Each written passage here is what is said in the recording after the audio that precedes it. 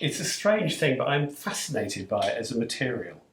Leather has got so many different qualities. Not only is it a wonderful material to actually work with, and I think that's why people are drawn to it now. I think that, you know, young makers seeking a material to work with get attracted to leather because it feels great. It's very sympathetic. It really wants to do what you want it to do.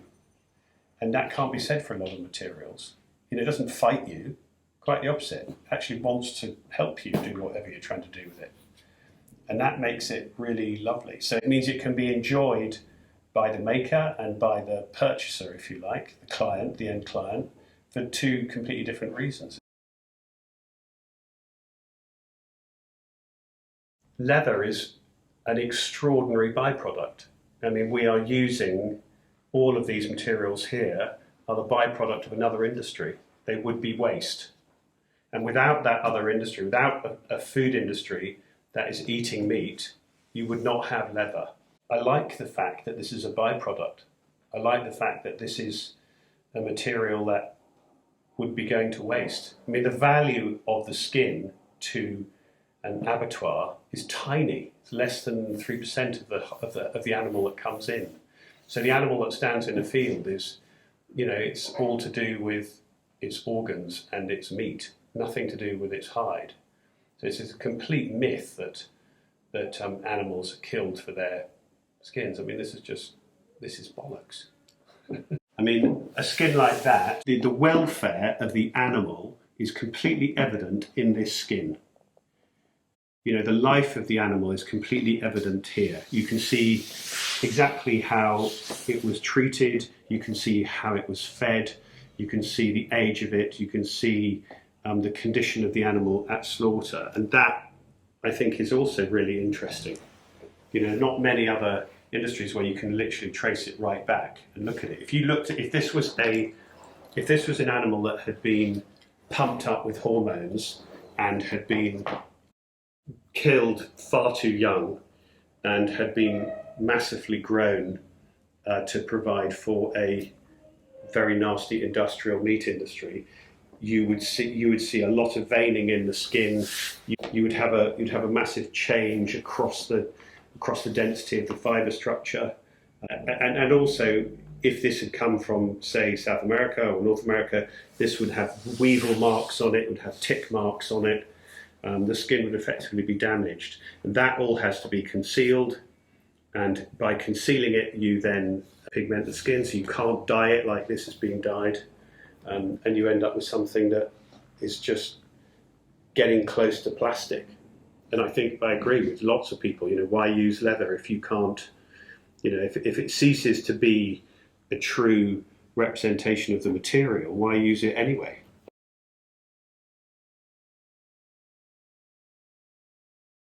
Skin is collagen fibres with fat and protein between the fibres, and to make skin into leather, you need to remove all the fat and protein from between the collagen fibres, and you end up with this, which is really beautiful. But that's just a rawhide.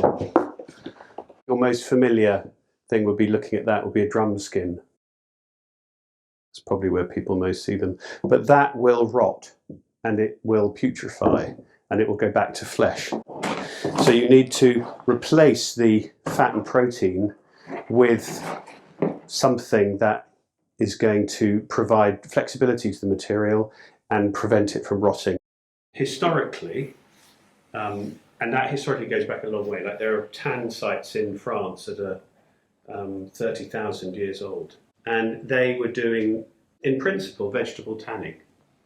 So they were staking skins, semi-clean skins, in slow-moving streams or rivers that were full of leaves and bark and bits from trees. And that, by a simple process of osmosis, was attracting all the tannins that were lying in the water to go back between the fibres and create leather. And that process of vegetable tanning is probably the oldest continual industrial process in the world. because it's just been exactly the same process is happening now. You make a liquor of tree bark and water, and then that allows it to create a tea, if you like. And from that tea, the tannins are extracted or just in the water, and they then go back into in between the fibres of the skin and creating leather. It's quite a slow process. I mean, there were other smaller tannages, oil tanning, brain tanning, touring, which is using alum salts. So there are other processes, smaller in their in their use, but nevertheless significant in how people would use them. But the biggest impact, I think, was the invention of chrome tanning, when they found that chromium sulfate would do the same process as vegetable tannins, but much, much quicker. And you end up with a slightly different material. And some have their advantages, some have disadvantages. Now, certainly chrome tanning was quite a dirty chemical process that people didn't necessarily understand the impact on the watercourse. And of course, a lot of the tan liquors were poured straight out into rivers. When that was happening with chromium sulfate, you ended up damaging the watercourse. Of course, it's not necessarily actually the tanning that's doing the damage to the environment. It's the alkalines that are used in the hair removal. So in the beam houses, you'd have a lot of alkaline to remove the hair, and that would get flushed down into the system, and that would probably be a big problem. You get a lot of salt as well used in the curing of the hides from the abattoirs. That would get flushed into the system. So to blame tanning as such on the environmental damage is not entirely correct, because it's not really the actual tan liquors that are the core problem. It's lots of the other ancillary aspects of creating leather from hides and the condition that the hides come into from the abattoirs. But it's a very, very beautiful material. I mean, I think it's unparalleled. It's certainly the nicest to work with. I mean, I think one of the things about it that I think we all like is that it's a very sympathetic material, and it has a touch and a feel and a cut that chrome tan doesn't have, perhaps. But it has a lot of drawbacks. You know, it's got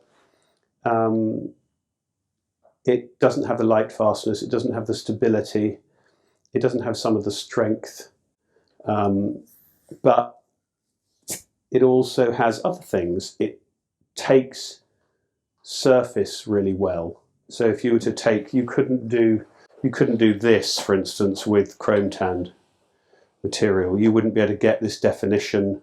You wouldn't be able to get an accurate dye like that. Whereas a veg tan will take that really beautifully and it will hold it. So it'll hold that embossing for a good period of time. You can take something like that. You couldn't do this with chrome tan material. So this is called boarding. It was originally developed for horse girths, and it's really a process of creasing the leather manually, which would have been done like that with a board. But these are just natural creases, and again they're held by the tannage. Whereas if this was chrome tan, it wouldn't hold that creasing so well. So, you know, you can take things and develop them in veg that you can't with chrome. You are dealing with the materiality properly. I mean, it's not a surface. You know, obviously chrome tan is very resilient as a surface material, and you can do lots of printing and spraying and embossing on it. But they require a lot more pigment. They require a lot more pressure, a lot more heat. Whereas veg tan will do it on its own. So grain characteristic like that, you wouldn't get that. You wouldn't get that depth of grain in a chrome tan. You wouldn't get that definition. But this is interesting because this is a shrunken bull shoulder, chrome tanned, heavily oiled, made for industry. So this is purely made as an industrial leather. This is a gasket, which would be used in industry as an oil seal or a water pump gasket. But also, I mean, the older generation would recognise it from the hinges on telephone boxes were made with this leather. The strap hangers on the London Underground were made from this leather. But it's beautiful. I mean, it's a really beautiful leather. and it's incredibly strong. You wouldn't be able to do that with veg. It wouldn't have the durability. But I like the surface of it, and that's what I copied with this leather. I mean, there's another example of other, not just bovine skins, but other skins taken in chrome tanned or veg tanned. So these are two sheep skins, or lamb skins really. One in chrome and one in veg. I mean, this has been drummed up, so it's looser, and this has been plated to give it that satin sheen. But you can see the difference in the two. You'd be hard pushed to get this refined finish in veg, but you couldn't get that sort of boldness that you can get in veg. You couldn't get that in the chrome. So, kind of horses for courses, and it would be really a question of what job you want to do it for. And I think that's part of what's interesting about the big variety of leathers that are out there, is that it's a question of finding the most suitable material for the job, and it's not always necessarily veg tan, it's not always necessarily chrome. More recently, there have been synthetic tans, which are tannages, which are effectively synthetic forms of vegetable tanning. Chemical productions, but quite interesting.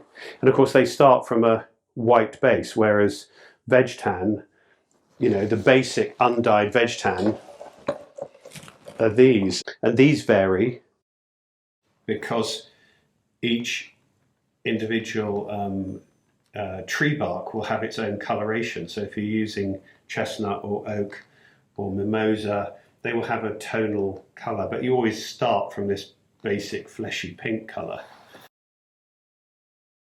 How you choose to dye something is another curious thing, because people get very exact about colours, and actually what's interesting about colour is the nuance of colour, not the exact RAL or Pantone. It's how the colour is taken by the skin, and that's another whole area of tanning and finishing that's really intriguing. I mean, that's why you have companies purely dedicated to finishing leather rather than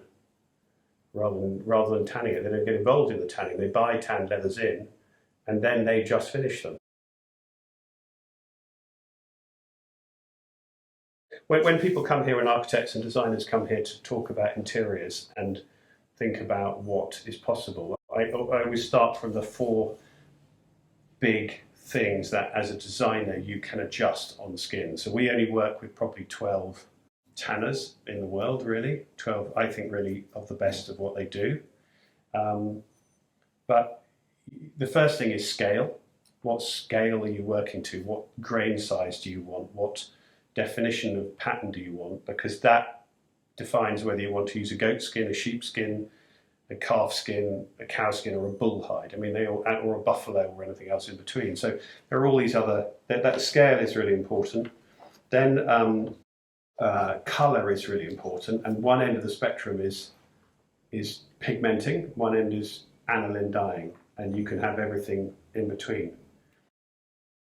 And so that is also really important. How do you want the colour?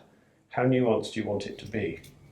The third thing is you can change textures really well. And again, veg tan here is very, very good on texture. You can really play with texture. Either a printed texture or a natural texture are really important. And so the natural grain or a printed grain or a printed embossing, the texture is huge. You can just go any direction you like. You can make something look incredibly butch and masculine. You can make something look really feminine and gorgeous. And you can just do that with textures if you want to. And then the last thing is finish. And I think finish is one of the things that people really don't think about when they're designing or you're working with leather. And I think it's so important. Leather is a very tactile material. It's a very, when you touch it, you have a sort of emotional response from it. And, if you did a sort of blind test with half a dozen different leathers, each material would have an entirely different response. And that is something that you can control. not only in the finish, so if you just look across those, you've got something that's got this really deep sheen, got something that's got a little bit of a satin to it. That's all planned. Very hard to see in this light, but it's a very, very beautiful skin. And, you know, go back to scale, the shoulder has got all that grain in it. That's a really important character in the skin itself. It's aniline dyed, so you've got that, you know, there's lots and lots of brown in there. There's not just one colour. There's a kind of deep red, there's a plum, there's a purple, there's a dark chocolate in there. And again, if you pigmented this dark brown, this would look entirely different. It would look like a flat plank. And that sheen makes it look very sophisticated and makes it look very elegant. And if you compare that, I mean, that is a vegetable tan shoulder. Compare that to this one.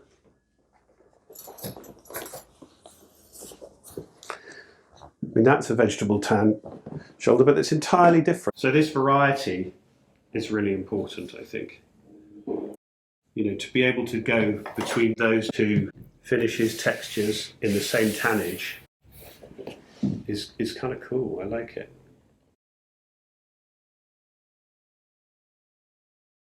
What will happen in the future, I don't know, but certainly leather will be around because people will continue to eat meat. Agriculture will change. There'll be much more plant-based foods, but people will still realise that to have a kind of complete diet, you still need to have meat of some description.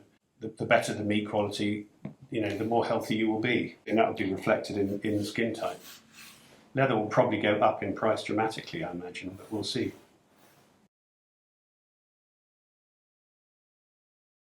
In a lot of product design and in architectural work, there is a kind of constant search for quality. And, you know, be it veg tan or chrome, it's kind of similar. Chrome is much more easily to disguise than leather, the quality of the skin than veg tan. But I would say that one of the first things is go for things that aren't pigmented, because if there's no surface pigment on this, you are really looking at the quality of the skin itself.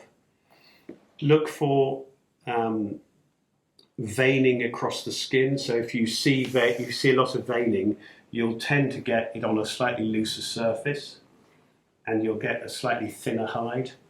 And you will have, when you come to make it up, you'll find that you'll get imperfect stretch. You'll get just a kind of movement within the fibre structure that you don't want. You want stability on a broader panel as possible. You don't want to have this instability creeping into the hide.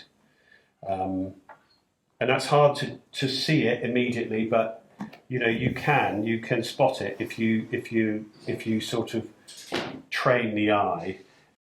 Probably one of the good things to do would be to go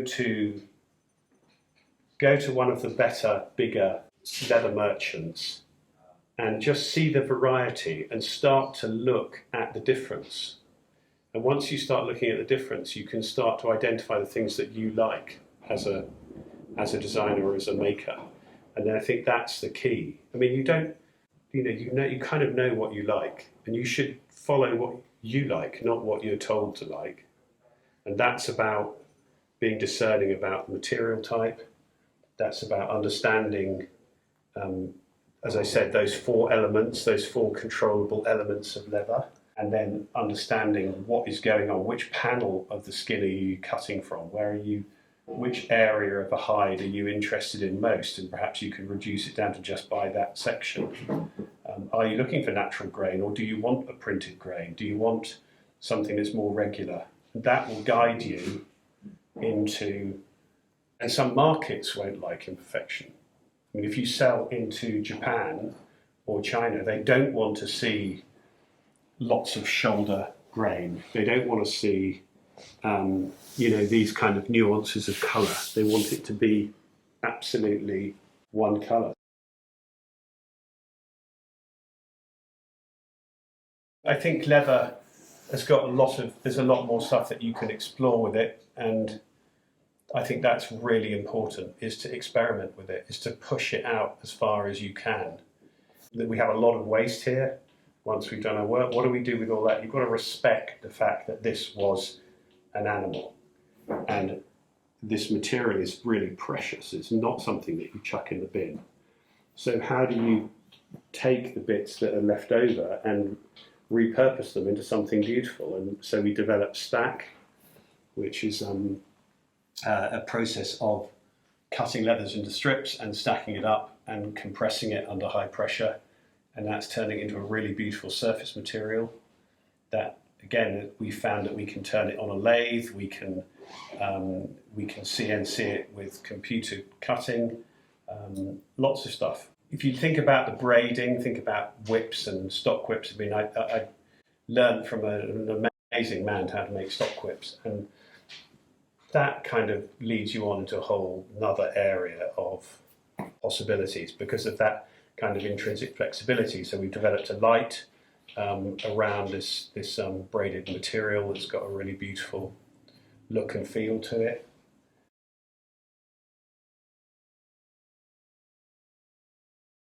I mean, this is a good example of tanning and how, what tanning is actually about.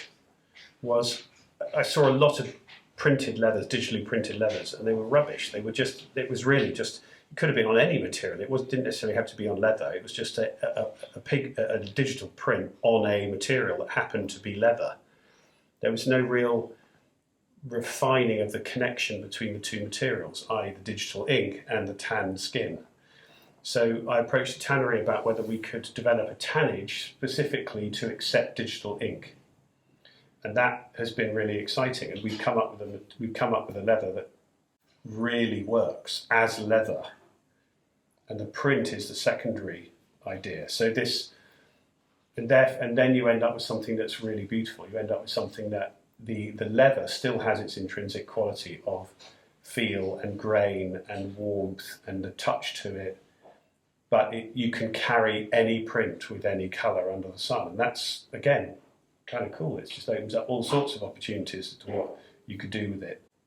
And let's face it, leather as a decorative surface material has historically been there for centuries. I mean, the Florentine gilded panels and embroidery, hand painted.